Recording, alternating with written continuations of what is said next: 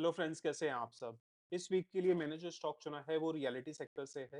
And अगर आप stock market से थोड़ा भी कनेक्टेड हैं तो समझेंगे कि लास्ट वीक अच्छा खासा तेजी देखने को मिला है रियलिटी सेक्टर में। मैं पर्सनली फोर स्टॉक्स होल्ड करता हूं, जैसे मैं बहुत सारे वीडियोस में डिस्कस कर चुका हूं। वो फोर स्टॉक्स हैं: Sobha developers, Macrotech developers, Phoenix mills and Anant Raj. But एक स्टॉक और है जो मुझे काफ़ी अट्रैक्टिव लगता है, इनफैक्ट मेंबर्स के साथ काफ़ी पहले से डिस्कस हो रहा है, बट मैं पर्सनली उसको अभी ले नहीं पाया क्योंकि ऑलरेडी मेरे पास 4 स्टॉक्स थे जो ऑलरेडी बहुत अच्छा परफॉर्म कर रहे हैं। एंड ये जो स्टॉक है ये बेसिकली इस लग्ज़री रियल एस्टेट सेक्टर से है एंड मोस्ट स्पेसिफिकली मुंबई पे ज़्यादा फ़ोकस है। एंड जैसा अपना देख सकते हैं स्क्रीन पे, मुंबई लग्ज़री रियल एस्टेट की डिमांड अच्छी खासी बढ़ रही है। एनआरआईज़ भी इन्वेस्ट कर रहे हैं for various reasons. Obviously India में इकोनॉमिक ग्रोथ ज़्यादा है, फेवरेबल गवर्नमेंट पॉलिसीज़ हैं। वो लोग अपना पोर्टफोलियो डाइवर्सिफाई करना चाहते हैं, प्राइस एप्रिसिएशन का स्कोप है, मुंबई में अच्छी खासी अपस्केल ऑफरिंग्स हो रही हैं। एट द सेम टाइम वो कहीं न कहीं फॉर वेरियस रीज़न्स मुंबई से कनेक्टेड रहना चाहते हैं या रिटायरमेंट प्लानिंग कर रहे हैं। एक और आर्टिकल में जैसे around 53 ultra luxury homes sale किए गए हैं until November 2023 in 2023 which are valued at 40 crore और मोर। उसके बाद जैसा आपने एक और आर्टिकल में मनी कंट्रोल के देख सकते हैं, सबसे ज़्यादा जो डिमांड है वो 3 टू 7 करोड़ के फ्लैट की है। एंड जैसा मैं लगातार डिस्कस किए जा रहा हूँ, जो कल्चरल चेंज हो रहा है ये बहुत इंपॉर्टेंट है कंसिडर करना। पहले कुछ करोड़ होने के बाद एक ही फैक्टर कंसिडर होता था कि भैया अपना लैंड ले लो, उसके ऊपर बंगलो खड़ा कर दो। बट एज़ ऑफ नाउ आप सब लोग समझ रहे हैं, इनफैक्ट कतरा रहे नहीं हैं more than 5 crore 10 crore invest करने में ऑन अ लग्ज़री फ्लैट, क्योंकि उसमें बहुत सारी ऑफरिंग्स ऐसी होती हैं जो आपको बंगलो प्रोवाइड नहीं कर सकता। ऑब्वियसली सबसे इम्पोर्टेंट सेफ्टी एंड सिक्योरिटी, बाकी क्लब्स, बैंक्वेट्स, ग्राउंड्स, एम्बुलेंस की फैसिलिटीज, कोऑपरेटिव्स एक्सेट्रा, मतलब you name it and you will have it there. तो पॉइंट ये है कि लग्जरी रियल एस्टेट की डिमांड मुझे लगता है पर्सनली अच्छी खासी इंक्रीज होने वाली है। जैसे जैसे इंडिया ग्रो करने वाला है, ऑब्वियसली सब एक स्पीड से ग्रो नहीं करेंगे। जो टॉप ऑफ द स्पेक्ट्रम है, top of the economic spectrum है, पॉपुलेशन अराउंड 1% सो वो लोग काफ़ी ज़्यादा स्पीड से ग्रो करेंगे, जिसकी वजह से लग्जरी रियल एस्टेट की डिमांड अच्छी खासी इंक्रीज होने वाली है। एंड ये जो कंपनी है, इस कंपनी का नाम है ओबेरॉय रियलिटी। ओबेरॉय रियलिटी ये बेसिकली मैं अराउंड 870 से डिस्कस कर रहा हूँ लास्ट ईयर मार्च से मेंबर्स के साथ। एंड लगातार डिस्कस करते रहता हूँ। काफ़ी अट्रैक्टिव सेक्टर है, काफ़ी अट्रैक्टिव कंपनी है। एंड मैनेजमेंट का कहना है ये जो सर्जिंग डिमांड है लग्जरी रियल एस्टेट की, वो फ्यूचर में भी काफ़ी अच्छी रहने वाली है, और specifically for established brands like Oberoi reality. And ये एक फैक्ट है, जो अनऑर्गेनाइज्ड सेक्टर है वो धीरे-धीरे कम हो रहा है। लोग अब जब फ्लैट ले रहे हैं, तो जो ब्रांड है या जो बिल्डर है उसकी रेपुटेशन बहुत ज़्यादा मायने रख रही है स्पेशियस अपार्टमेंट्स की। And desire for home ownership की वजह से डिमांड बढ़ रही है लग्जरी रियल एस्टेट में। एंड काफ़ी इंटरेस्टिंग डेवलपमेंट्स हो रहे हैं इस कंपनी में। जैसा फॉर एग्जांपल काफ़ी लग्जरी प्रोजेक्ट्स कंपनी लॉन्च कर रही है। 360 वेस्ट, अगर आप मुंबई से कनेक्टेड हैं तो समझेंगे, 360 वेस्ट मुंबई, वर्ली मुंबई में ये जो प्रोजेक्ट है ये 2 टावर्स का है। एक टावर जो है ये बेसिकली होटल है रिच कार्ल्टन, एंड सेकंड जो टावर है ये बेसिकली रिच कार्ल्टन ही मैनेज करेगा। ये 85 स्टोरेज का टावर है। एंड ऑलरेडी अच्छा खासा डिमांड देखी जा रही है। ये जो 360 वेस्ट वेस्ट का प्रोजेक्ट है ये बेसिकली ओबेरॉय रियलिटी 50% पार्टनर है एंड सहाना ग्रुप 50% पार्टनर था। बट जो सहाना ग्रुप है उसने ऑलमोस्ट अपने सारे फ्लैट्स बेच दिए हैं, ऑलरेडी सेल कर दिए हैं थोड़े से लोअर प्राइस पे, जिसके कारण सप्लाई थोड़ी ज़्यादा हो गई थी। बट अब क्योंकि पूरे सेल हो चुके हैं तो ओबेरॉय रियलिटी का कहना है कि अब फ्यूचर में अच्छी डिमांड रहने वाली है, क्योंकि जो एक बार सप्लाई क्रिएट हुई थी, क्योंकि ओबेरॉय रियलिटी के जो पार्टनर हैं सहाना सहाना ग्रुप, उन्होंने अपने सारे प्रोजेक्ट्स बेच दिए थे या सारे फ्लैट्स बेच दिए थे at lower than expected price. तो और ये जो 2 टावर्स हैं ये बेसिकली 360 वेस्ट के टावर्स हैं। इसमें एक होटल है and second a, residential project है। एंड ऑलरेडी बहुत सारे टॉप इन्वेस्टर्स, सेलिब्रिटीज इन्वेस्टेड हैं इस प्रोजेक्ट में। जैसे फॉर एग्जांपल राधा कृष्ण दमानी जी, इन्होंने अराउंड 28 अपार्टमेंट्स लिए हैं सना ग्रुप से फॉर अराउंड 1238 करोड़ 360 वेस्ट में। उसके बाद शाहिद कपूर ने भी एक डुप्लेक्स बुक किया है अराउंड 56 करोड़ का। एट द सेम टाइम जो वेल्सपन ग्रुप के चेयरमैन हैं बीके गोइनका, इन्होंने भी ट्रिप्लेक्स लिया है। 3 पेंट हाउसेस हैं ऑन 63rd, 64th एंड 65th floor in tower B of 360 waste.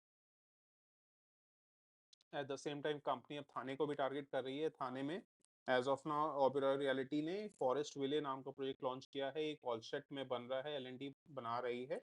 इसमें बेसिकली 5 टावर्स होने वाले हैं। एक एक एक टावर में 60 फ्लोर्स होने वाले हैं या 60 स्टोरीज होने वाली हैं। उसके बाद ओबेरॉय रियलिटी कमर्शियल रियलिटी में भी काफ़ी फोकस करती है, कमर्शियल रियल एस्टेट में भी। जैसे कॉमर्स 3 बेसिकली ऑफिस स्पेस है, जिसमें around 4 million square feet space होने वाला है। ये एक्सपेक्टेड है नेक्स्ट ईयर या सॉरी इसी साल मार्च 2024 यानी with in in about 3 months और सो कंप्लीट हो जाएगा। इसमें अराउंड 4 मिलियन स्क्वायर फीट जो है वो लीज पे दिए जाएंगे and already 1.6 million square feet Morgan Stanley ने ले लिया है, तो प्री लीज हो चुकी है एंड 2.4 मिलियन अभी भी कंपनी अब धीरे-धीरे लीज़ पे डाल रही है एंड कंपनी का कहना है within the next 2 to 3 years सारा का सारा प्रोजेक्ट लीज़ हो जाएगा। एंड ये अर्निंग्स कॉल से एक स्क्रीनशॉट है, इसमें बेसिकली दिया हुआ है जो ग्रॉस रेंटल रेवेन्यू है from its various projects 350 crore है एज ऑफ नाउ पर एनम। बट वो एक बार जब commerce 3 and sky city mall operational हो जाएगा तो 4 फिगर डिजिट हो जाएगा। एंड ये क्योंकि रिकरिंग रेवेन्यू होती है, लीज एंड रेंट्स होते हैं, तो हर साल ये रेवेन्यू ऐड होगी इनके सेल्स में। तो ये काफ़ी पॉजिटिव हो जाता है एंड फ्यूचर के लिए काफ़ी इंटरेस्टिंग लग रहा है ये स्टॉक। एंड फाइनेंशियल्स पे नज़र डालते हैं तो कंपनी का जो 55,000 करोड़ का मार्केट कैप है, प्राइस अर्निंग्स रेशियो है 28.2 का, रिटर्न ऑन कैपिटल एम्प्लॉयड 16% के आसपास है, सेल्स ग्रोथ भी अच्छी खासी दिखा रही है कंपनी। पेग रेशियो 0.86 है, बिलो 1 है। प्राइस टू बुक वैल्यू कोई 4.3 का है, दैट मीन्स वैल्यूएशन वाइज कोई भी प्रॉब्लम नहीं लग रही है। उसके बाद प्रोमोटर होल्डिंग देखें तो मोर देन 67% है जो कांस्टेंट रही है। एफआईआईस की होल्डिंग भी अराउंड 18% के आसपास है लास्ट फ्यू क्वार्टर्स से। डीआईएस की होल्डिंग भी अराउंड 12% एंड पब्लिक होल्डिंग सिर्फ 2.84% है, जो काफ़ी पॉजिटिव हो जाता है। That means low public float है, ज़्यादातर इन्वेस्टर्स इसमें इंस्टीट्यूशनल है। And cash flow from operations देखें तो लास्ट ईयर काफ़ी नेगेटिव रहा था, बट ये नेगेटिव इसलिए रहा था क्योंकि ये कंपनी ने अच्छा खासा लैंड एक्वायर किया था। एंड ये जो लैंड एक्वायर होता है इसमें वन टाइम पेमेंट किया जाता है, जिसमें cash flow from operating activities negative हो जाते हैं। बट उसके बाद जैसे-जैसे ये लैंड के ऊपर प्रोजेक्ट बनता है या बनाया जाता है, तो जब कंपनी प्री सेल्स स्टार्ट करती है, प्री सेल्स मतलब कि प्रोजेक्ट कंप्लीट होने से पहले लोगों को सेल कर देती है, तो वहाँ पे कंपनी के ऑपरेटिंग कैश फ्लोज आने लगते हैं।